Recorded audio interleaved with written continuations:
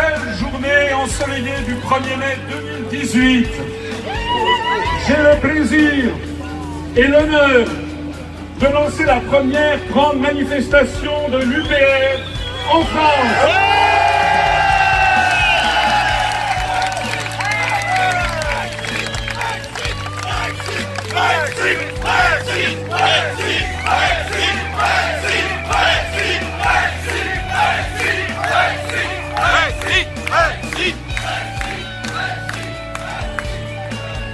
Notre mouvement n'a pas encore démarré son cortège et on me dit que nous sommes entre 1500 et 2000 personnes. Et je pense que nous allons avoir encore plus de monde qui va nous rejoindre dans les minutes qui viennent. Je vous remercie d'avoir répondu à l'appel pour cette première manifestation alors même que les grands médias ont absolument tenu le silence le plus complet.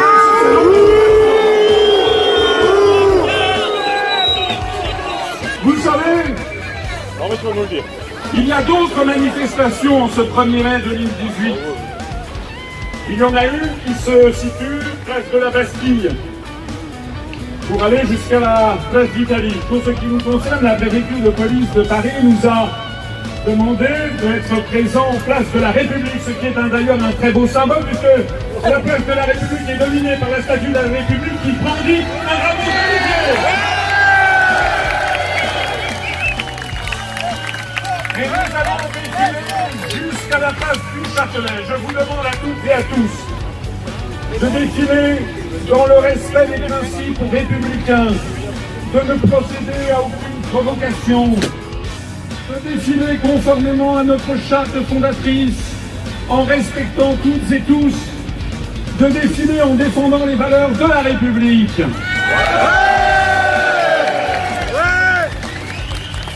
Les autres manifestants vont taper sur Macron. Ils ont raison d'ailleurs. Sur Macron. Mais ils sont un peu myopes. Parce que le problème, c'est bien autre chose que Macron. De même que le problème, il y a quelques années, c'était bien autre chose que François Hollande. De même que le problème avant, c'était bien autre chose que Nicolas Sarkozy. Le problème, c'est que la France n'est plus dirigée par les Français. Le problème, c'est que toutes les directives qui nous sont actuellement imposées, les lois liberticides, la destruction des services publics, la destruction du code du travail, l'appauvrissement des classes moyennes et des classes populaires, la baisse des retraites, le flot de délocalisation qui ne s'interrompt pas. Quand on pense que le TGV est devenu allemand, quand on pense que M. Macron a donné sa bénédiction à la SAP d'un grand géant de l'industrie comme Alstom, quand on pense que la SNCF est en train d'être privatisée contre la volonté du peuple français, eh bien ce qu'il faut savoir, et vous le savez, mais il est important que l'ensemble des Français qui nous regardent le sachent aussi, tout ceci en fait n'est pas dû à M. Macron, comme ni à M. Hollande ni à M. Sarkozy. Ceci est décidé par l'Union européenne depuis la Commission européenne de Bruxelles. Par les traités européens qui nous imposent une politique économique et sociale de régression sociale. Tout ceci nous est également imposé par l'euro qui sape continuellement l'emploi en France avec une monnaie qui est bien trop chère pour la compétitivité de l'économie française. J'ajoute à ce panorama désastreux les problèmes internationaux où la France n'est plus la France, où la France qui devrait être une puissance d'équilibre, une puissance faisant respecter le droit et la liberté des peuples et des nations conformément à la charte de l'Organisation des Nations Unies, et je me félicite de voir dans cette foule un certain nombre de drapeaux de l'Organisation des Nations Unies. La France est désormais placée sous la tutelle de l'OTAN, en particulier par l'article 42 du traité de l'Union européenne. Nos dirigeants piétinent le droit international en s'alignant complètement sur la volonté d'hégémonie planétaire des États-Unis d'Amérique et du camp euro-atlantiste. Oui, nous accusons M. Macron de développer des fake news. Oui, nous accusons M. Macron d'être allé bombarder la Syrie sans avoir apporté la moindre une attaque chimique organisée par le régime.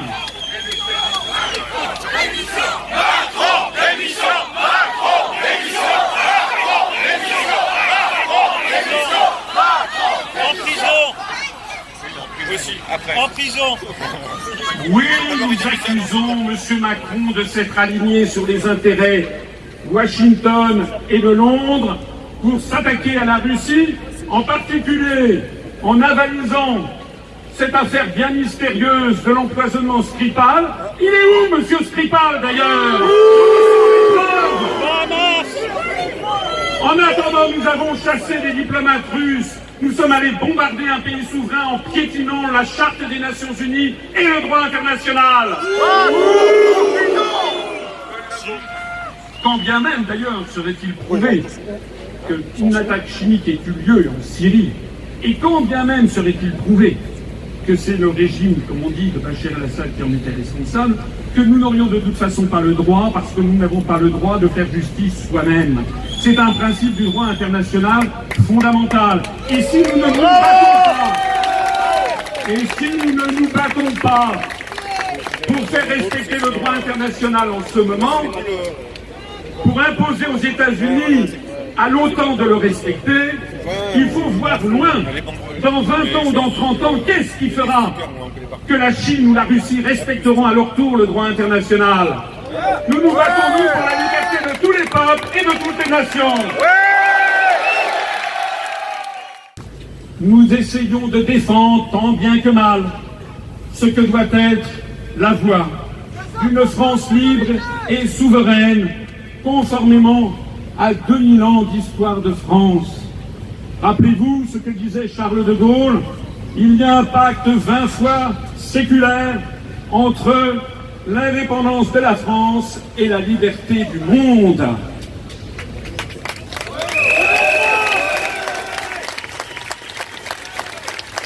C'est la raison pour laquelle nous avons demandé en effet aux députés et sénateurs qui ont été tenus complètement à côté de la décision d'aller bombarder un pays souverain, nous avons demandé, hélas sans succès, mais nous l'avons demandé, ça restera dans les annales, nous avons demandé que les députés et les sénateurs engagent la poursuite du président de la République et me mettent en haute cour pour un processus de destitution tel qu'il est prévu par la Constitution européenne, en cas de manquement grave à ses fonctions.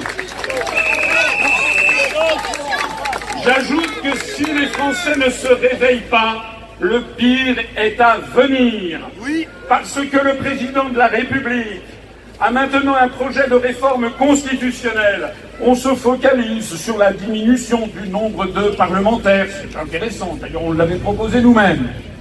Mais ce qui est grave, c'est que M. Macron, dans son projet de réforme constitutionnelle, a prévu la fin de l'unité française, a prévu que désormais les provinces pourraient avoir leurs propres lois séparées les unes des autres. C'est un retour avant la Révolution.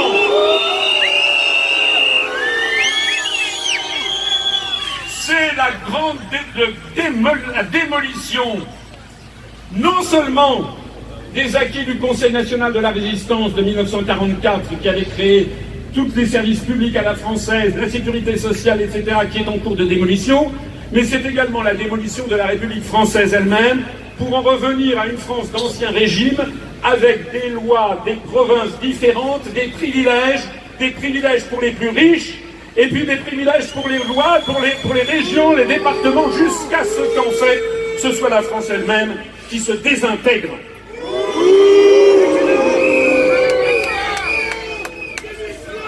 Macron en prison!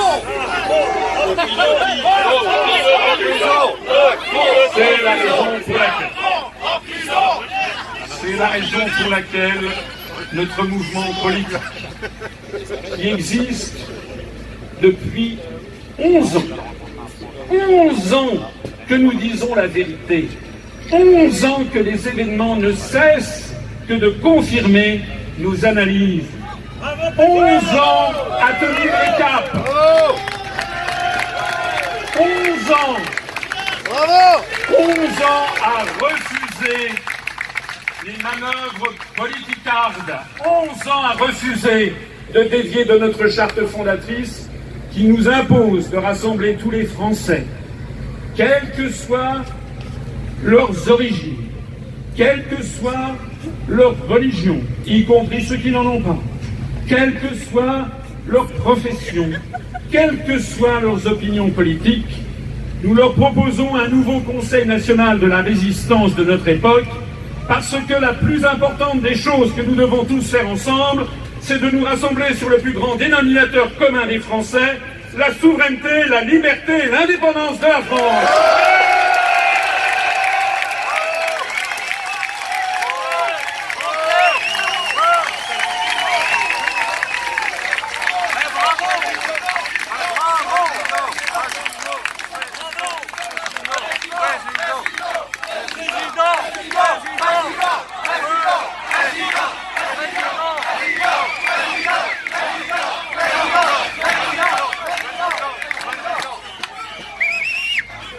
Je remercie toutes celles et tous ceux d'entre vous qui sont venus, parfois de l'étranger. Je vois que il y en a qui sont venus de Suisse, il y en a qui sont venus de Belgique, il y en a qui sont venus de toute la France, y compris de l'outre-mer. Nous allons avoir une belle journée de manifestation que je vais dans quelques instants ouvrir. À côté de moi, il y aura notamment quelques-uns des maires de communes de France qui nous ont rejoints. Je vous prie de les remercier d'être présents.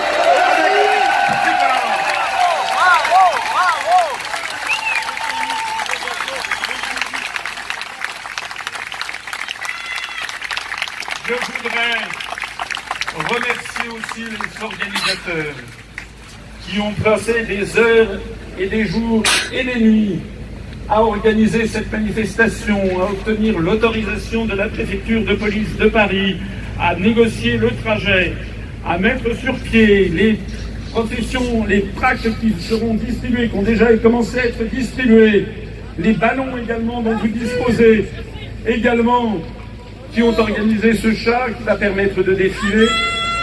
Je voudrais à toutes et à tous vous donner vous dire un grand merci. Il s'agit aujourd'hui... Merci!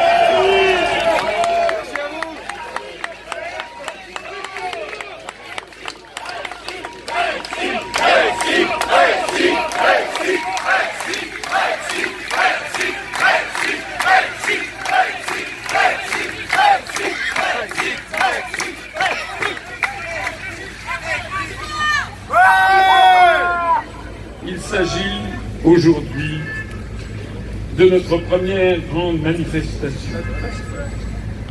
Je suis passé hier sur cette même place où il y avait une réunion unitaire du Parti Socialiste et du Parti Communiste.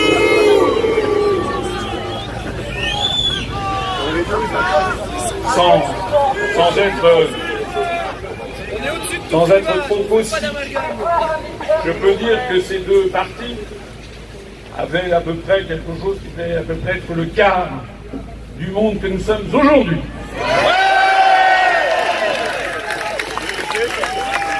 Je vous remercie d'autant plus que je sais qu'un certain nombre de citoyens, de Français, dégoûtés par la politique, ont préféré faire le pont pour aller à la campagne et pour quitter cette France qu'ils ne reconnaissent plus. Ils ont quitté l'espoir de la politique. Ils ne veulent même plus manifester. Ils ne veulent même plus s'intéresser à quoi que ce soit. Eh bien, nous sommes là pour leur dire, tenez bon, rappelez-vous ce que disait Winston Churchill, le succès consiste à aller d'échec en échec, sans jamais perdre son enthousiasme jusqu'à la victoire finale.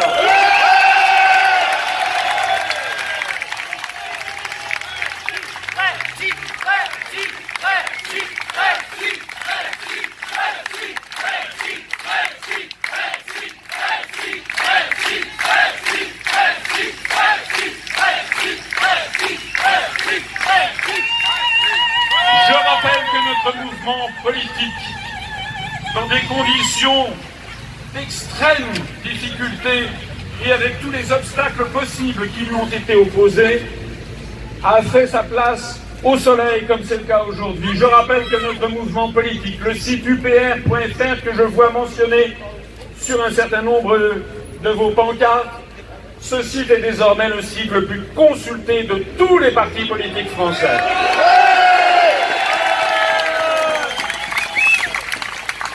Je rappelle que depuis le 1er janvier, nous avons été présents à 7 élections, 6 élections législatives partielles et l'élection territoriale, les élections territoriales de Polynésie française. Nous sommes le seul parti politique métropolitain à avoir réussi ce tour de force. Nous avons une capacité de rassemblement à nulle autre pareille. D'ailleurs, où sont les manifestants des Républicains? Où sont les manifestants de Debout la France? Où sont les 5 militants des Patriotes qui prétendent, après 10 ans avoir été au Front National, venir d'un seul coup découvrir le Frexit et nous dire de nous rassembler derrière ce personnage? Où sont les militants de l'UDI? Où sont les militants du MoDem? En fait, même si nous pourrions, et nous le ferons l'année prochaine et les années qui viennent, être de plus en plus nombreux, je peux vous dire que nous avons d'ores et déjà le parti politique français qui est l'un de ceux, il y en a peut-être 2 ou un autre à part nous, qui pouvons mobiliser autant de monde en ce 1er mai 2018.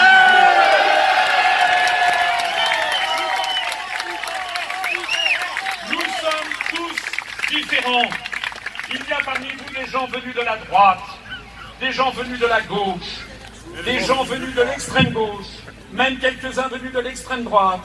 Il y a des gens venus du centre, il y a des gens venus de France, de métropole, d'outre-mer. Il y a aussi des gens, des Français, originaires de l'immigration, que je salue parmi nous.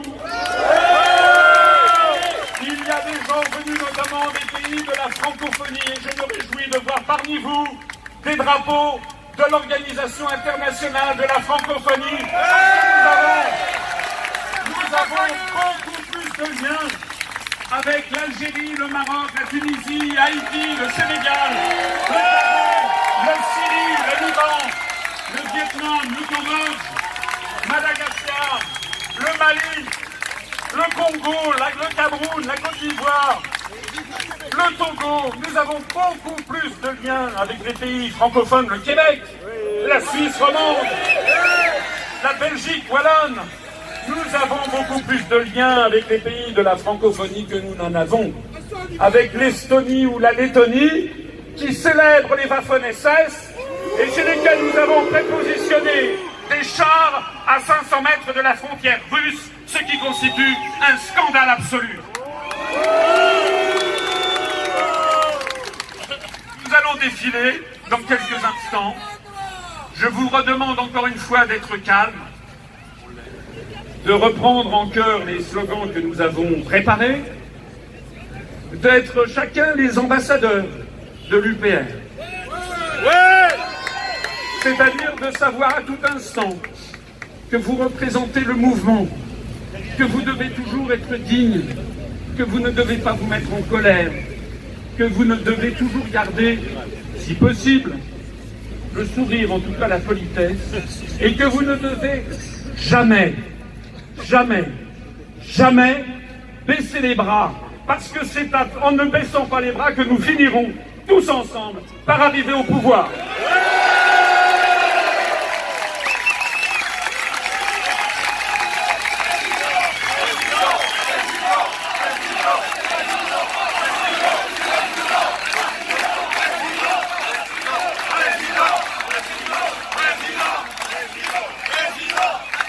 Certains avaient pensé qu'après l'élection présidentielle, et certains avaient dit que nous étions morts.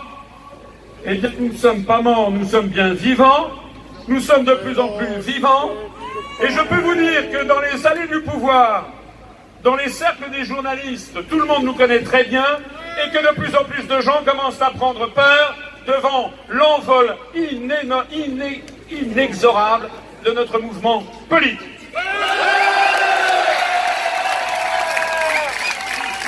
J'ai peut-être trop parlé, je vais m'arrêter ici. Je vous souhaite à toutes et à tous une bonne manifestation jusqu'au Châtelet. Vous distribuerez les tracts. Nous marcherons lentement, fièrement, sûrement, en sachant que 40 générations de Français nous contemplent.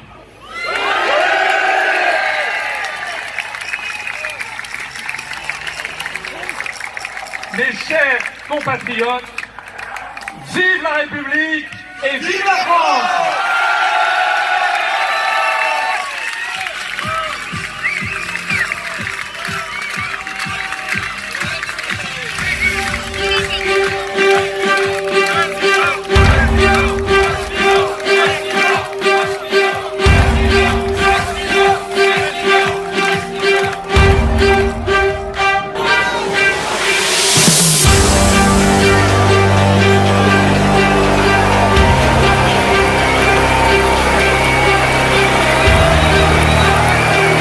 Je pense qu'on est dans un moment historique. La commune, la France ne sont pas à vendre.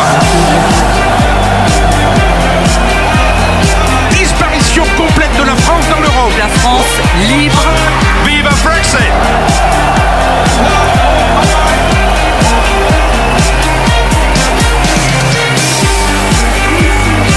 Le Frexit serait une révolution française des temps modernes.